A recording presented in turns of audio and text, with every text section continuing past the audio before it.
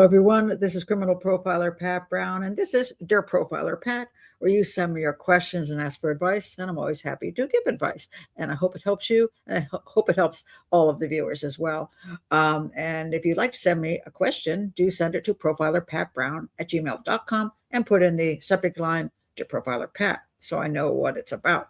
And if you're new to the channel, please do hit the subscribe button and check my playlist for all the different areas of life I give advice on, and also hit the bell for notifications. All right, this question, and this is one that people who are growing older often have concerns about. Dear Profiler Pat, the older I get, I'm 55, the harder it seems to get when I have to learn new things rapidly for my career. So it says it's harder and harder when I have to learn new things for my career. How can I improve my learning ability so that I can stay ahead at work? All right, so what is happening here? And what can improve your ability to learn? Well, first of all, I just want to say this, because I'm not fond of all this nonsense you hear on the internet and on TikTok and X. It's like, if you take these vitamins, if you take these supplements, if you do this, if you get 8 hours of sleep a night, then you'll be able to think better. Well, a good healthy lifestyle obviously is good for you. If you get exercise and take an oxygen, yeah. Do you work? Do you do better generally? Sure. Get enough sleep? Sure. I still don't ever get enough sleep, so there's that for me, or enough exercise. Anyway, but yeah, you can always get a healthier lifestyle that'll always support you being more clear-headed. And of course, if you are dealing with like cancer and you're taking chemo and you're getting chemo brain, well, that's not aging. That's just, unfortunately, medication. And medication can sometimes have an effect. And of course, so can drinking and other drugs. But let's push all of that aside, because those are things that either you can just fix to be healthier, or you might have to just accept if you're in a situation where you have no choice about, getting medications for some kind of health condition. So if you're, generally speaking, that's not the issues for you, what's happening here? Well, I think it isn't what people think it is. Sometimes they do think it's the beginning of dementia, and they get really paranoid. It's like, man, I can't think as well as I used to, so my brain cells must be slowly dying away, and therefore, I'm in trouble. Well, do remember that, yes, there is such a thing as Alzheimer's and other kinds of dementia that can eventually erode some of your ability to think, or all of it. And it can, that can always be an issue if it's really severe. If you notice severe issues, you can always Google those severe issues. Like, what should I be worried about? That I can't remember the name of that movie star, or that I can't remember my own name. Two different things. So when you're starting to have problems functioning in general life, not just silly stuff that goes wrong, that you put something in the wrong place because you were distracted, because distraction causes a lot of this. You can't remember a name. Well, it's because you got so many names in your head. I do my shows all the time, and in the middle of my show, I'm like, somebody tell me the name of that lawyer that was on that case. And people put it in. Sometimes I go, hold on a second. Let me just Google that in the middle of my show, because I just can't remember, because I have so much information in there. So there's reasons why we forget stuff and whatever, but it's not really as disastrous as people think for the most part. If you actually talk to some of your kids, like my kids are now 40, they're complaining, and they can't remember things half the time either. But they don't attribute it to age, because they still think they're young. But as soon as people start getting slightly older, they start saying, oh, it must be my age that's causing this, when it's just normal. So if you're not having any kind of brain issues, again, what is causing you to have this slowdown in learning? All right, I think it comes from a number of things. One is you're just not as interested as you used to be. Now, if you've been in your career a long time, you're kind of maybe just getting bored. And you're not that enthusiastic about having to learn more crap, because you've already been around the block so many times with learning this and learning that. You're just not that energetic about it. And therefore, you have kind of a situation where you just don't want to do it that much. So the reason you're having trouble learning is because you just don't really want to learn it. You're trying to avoid it, and you're just not. just not into it, you know? And there's another reason you're not into it as much anymore. Because when you're younger and you're starting a career, you are super enthusiastic. You know, I'm going to get ahead. I'm going to make it in this job. I want to impress the boss. So you will work overtime to learn whatever you got to learn because you want to win. You want to win. Now you've been in the job, whatever, 10, 20 years. You're not so excited anymore. You're just not. And so you just don't want to put the effort out. So sometimes you just don't want to, period, just because you're not interested. But sometimes you just don't want to put the effort out because there's a lot of work to do something you're just not that enthused about. So you don't put the effort out. So let's say, if you're younger, you might just spend every free moment of your life just studying this stuff so you can be successful in your field.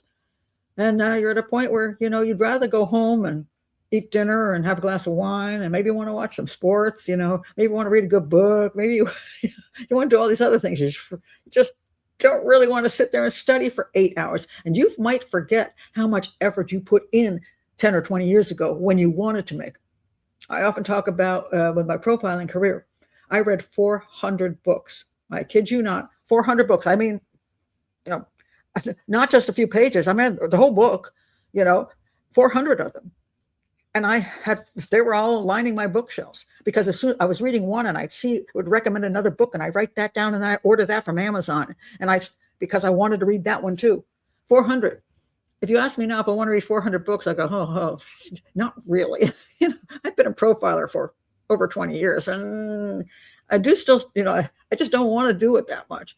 I want to travel. I want to paint pictures. I want to hang out with my grandkids. I got other things to do. I don't want to read 400 books. I don't want to spend all day long just studying anymore. So that can be a real problem.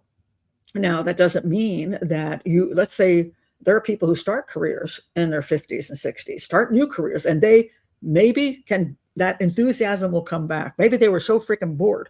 Like, I do not want to just see my grandkids anymore. I'm not having that much fun. My hobbies are boring me. I want a new career. And that may spur you on to wanting to study all day long. So you may have that enthusiasm back again if you were doing that. So it doesn't mean that you cannot suddenly get an urge to do something and work your butt off at. You can get to that point, but you'd have to make that decision. We see the same problem with, like, for example, just learning piano. Children learn piano and the adults go, oh, children learn so quickly. No, they don't. Children are slow little bugs, Adults could learn 10 times faster than those kids. But the difference is, if you've got a good set of parents, those children are forced to go home and practice every day. I did that with my kids. I had 3 kids took piano. They had to practice 30 minutes a day. Absolutely. And they did for years. But let's say I go take piano.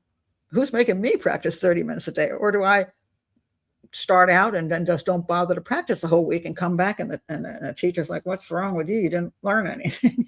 Well, I didn't practice all week long. So a lot of adults fail because they don't put the effort out. Because they don't have to, and nobody's pushing them. Nobody's forcing them.